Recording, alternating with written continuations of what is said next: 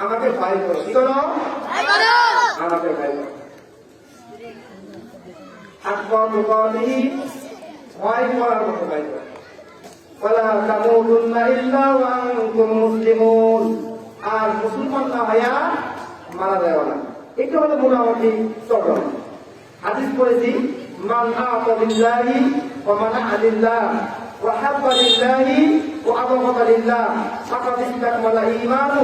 তুমি যদি ঈমানদার হইতে চাও, তুমি যদি পরিপূর্ণ ঈমানদার হইতে চাও, তাহলে চারটা গুণ অর্জন করতে হবে। কয়টা গুণ? এক নম্বর, যা কিছু দেব আল্লাহর জন্য দেব, যা কিছু দেব না আল্লাহর জন্য দেব না। যাকে ভালোবাসবো আল্লাহর জন্য ভালোবাসবো, যাকে শ্রদ্ধা করবো আল্লাহর জন্য শ্রদ্ধা করবো। এই চারটা গুণ যে ব্যক্তি অর্জন করতে পারবে, পরিপূর্ণ হবে। কিভাবে? চারটা গুণ অর্জন করতে হবে। এই হলো আয়াত এবং হাদিসের মোটামুটি তর্জমা। আরেকটা কাজ করেছি, যে ব্যক্তি চুপ থাকে সে নামাজ পায়, যে ব্যক্তি চুপ থাকে সে নামাজ পায়। আরো একটা কাজ করছি, যে আল্লাহ তাআলা ইবাদত করতে দেয়, বান্দার ইবাদত করে বান্দাকে খুশি করতে দেয়, আল্লাহকে বেদর করা যাবে। আমি বক্তা সাহেব, আমি ইমাম সাহেব, আমি খতিব সাহেব, আমি মুহাদ্দিস সাহেব, আমি মুফতি সাহেব কথা যখন বলে মিম্বারে বসে, তখন থেকে কে সভাপতি, কে খুশবু সভাপতি, কে খুশবু সভাপতি, কে টাকা, এই কথা বলে সূত্রে বেরোতে কথা বললে সূত্র লেগে ওঠে। ইমাম সাহেব বলে চাকরি বলা যাবে না, আমার চাকরি থাকে না, ঠিক আছে না? বক্তা বলে কথা বলা যাবে না।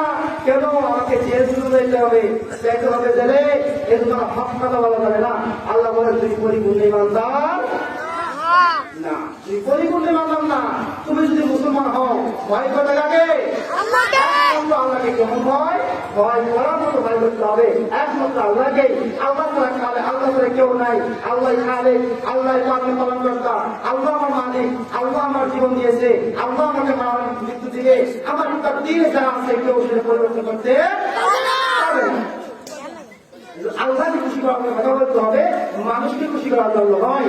যে মানুষকে খুশি করার জন্য কথা বলবে আল্লাহ তাদের দেওয়া হয়ে যাবে, আল্লাহ তাদের হয়ে যাবে। আল্লাহ তাআলা বলেন আমাকে ভয় করার মতো ভয় করো, আর ভয় করো, ভয় করার মতো ভয় করো। এই আয়াতের সংক্ষিপ্ত শাস্তি হলে এরকম, আল্লাহ যা আদেশ দিয়েছেন, আল্লাহ যা নিষেধ করেছেন, এই আদেশ এবং নিষেধ পুঙ্খানুপুঙ্খভাবে মানার নাম হলো আল্লাহ তাআলা। এই আদেশকে পরিপূর্ণভাবে মানলাম কি? আল্লাহকে ভয় করা। আমি কি বললাম? যে আমি কাউকে কিছু দেব তো কাউকে দেব, কাউকে কিছু দেব না।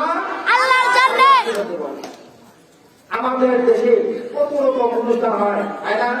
যাত্রা হয়, গান হয়, মবের হয়, পুরুষ হয়, তাই না? নানান ধরনের অনুষ্ঠান হয়, অনেক অনুষ্ঠান। ভাই আমি একটু মবেল করতে চাই, আমি একটু পুরুষ করতে চাই, আমি একটু যাত্রা করতে চাই, আমি একটা পেয়ে করতে চাই। আমাকে বুঝতে হবে কোন কাজ করিয়া সম্মত, কোন কাজ করিয়া সম্মত না। এই জন্য রাসূল বললেন কোন কাজ করিয়া সম্মত, কোন কাজ করিয়া সম্মত না, কোনটা ইসলামী কাজ, কোনটা অন ইসলামী কাজ, এটা বুঝতে পারবেন।